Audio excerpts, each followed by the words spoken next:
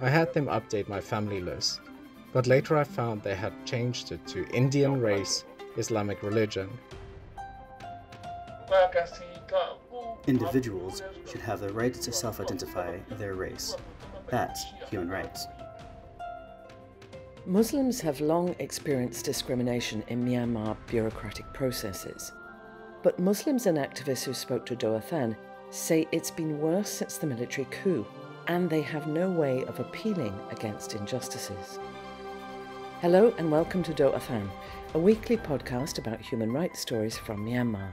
It's brought to you by Fondation Hirondelle. This episode is produced by a Doh Athan journalist. Names and voices may have been changed to protect contributors.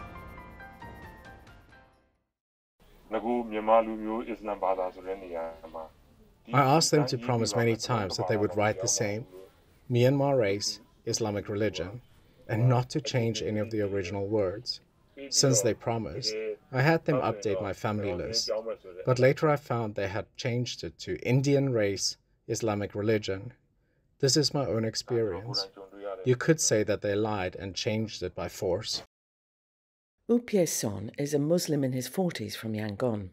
He has a family and runs a small business.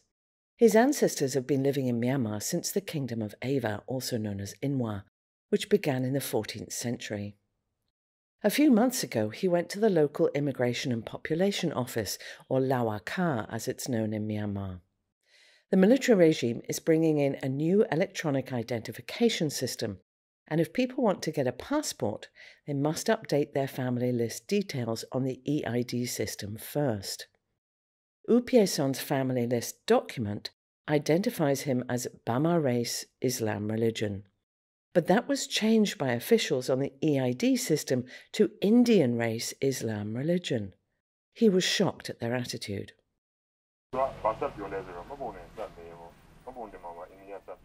He told me to change my NRC too, and that they would help change it to Indian race in my NRC. And my other family members would have to change theirs as well. This is what the Lawaka process is like. Article 15 of the Universal Declaration of Human Rights states that everyone has the right to a nationality, and no one shall be arbitrarily deprived of his nationality. Guye U, a Muslim human rights activist, says this problem dates back to the 1982 Citizenship Law. This law was widely criticised for failing to meet international human rights standards. It split the single citizenship category into three: citizen, associate citizen, and natural citizen, with people in the last two categories enjoying fewer rights. From a human rights perspective, the 1982 Citizenship Law itself is designed to violate human rights. It even categorizes citizens into three groups. Citizenship is based on indigenous ethnicity. Individuals should have the right to self-identify their race. That's human rights. If they force an individual to accept or recognize a racial identity, they are violating that individual's freedom of conscience and religion. So, discrimination against Muslims in Myanmar bureaucracy is hardly new. But people who've spoken to Doh Athan say it has got worse since the military coup in February 2021. Activists also say that at least under the previous civilian government, they could complain or appeal against such discrimination. Now that's not possible.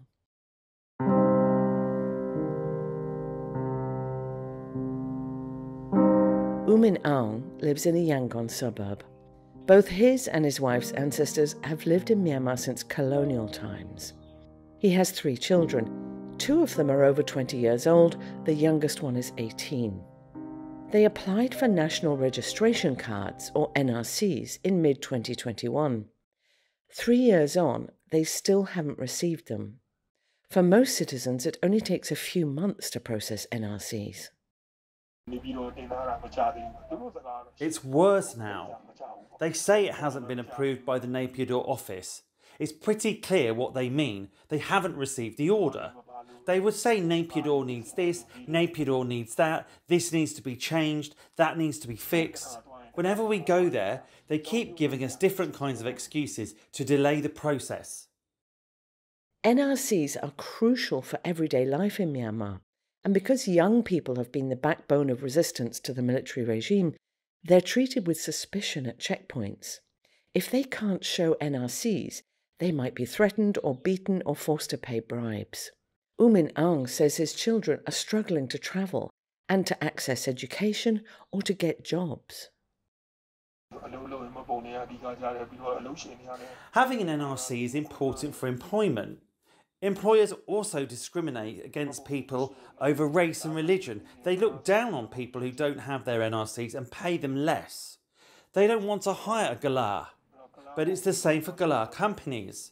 Since they also have fears, they don't want to hire us. The other difficulty is travelling. In this day and age, an NRC is required to travel, otherwise you just can't go. My daughter works in the service industry and she has lost many opportunities because she cannot travel to other cities, since she doesn't have an NRC. Chapter 8 of the military's own 2008 constitution says, "The Union shall not discriminate against any citizen of the Republic of the Union of Myanmar based on race, birth or religion." And yet people like Pyae Son have been deprived of their Myanmar ethnicity, and many Muslims face excessive delays as well as demands for bribes and contemptuous treatment at government offices.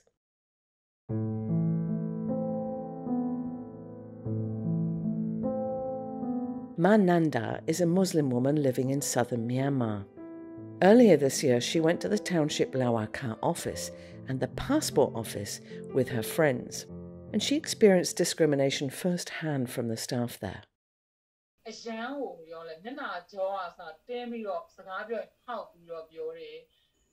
They looked displeased and yelled, "Different race, go there."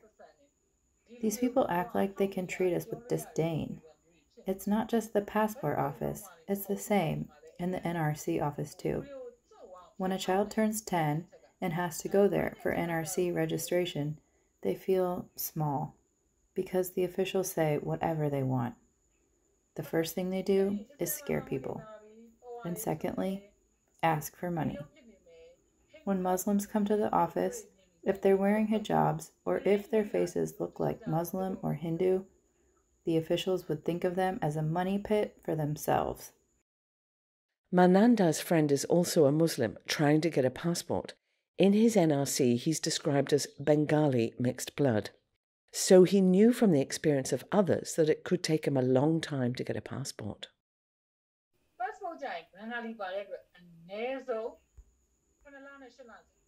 Because of the word Bengali, it takes 7 to 8 months to get a passport. This is what my friends experienced recently. Other people who are Buddhists or from different ethnic groups usually get theirs in 10 days. If you don't want to wait like that, you have to pay them. A friend of mine paid 500,000 kyat. At official exchange rates, that's about $240. It's more than many people earn in a month. It still took 2 months to process.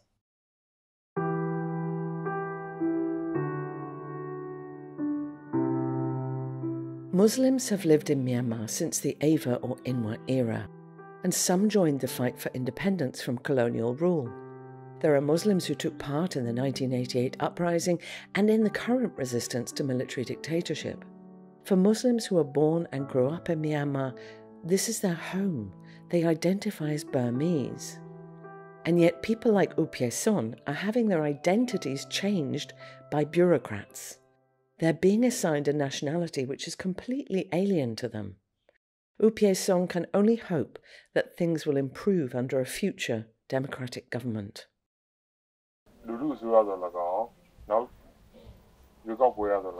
I think our future will depend on whether these policies and laws and this discrimination continues or changes under the people's government, or a government that comes to power through an election. My family has been living in Myanmar since the Inwa kingdoms for over 4 or 5 centuries now. We want equality.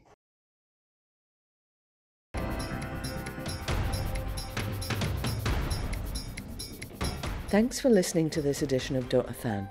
We'd welcome your feedback on social media.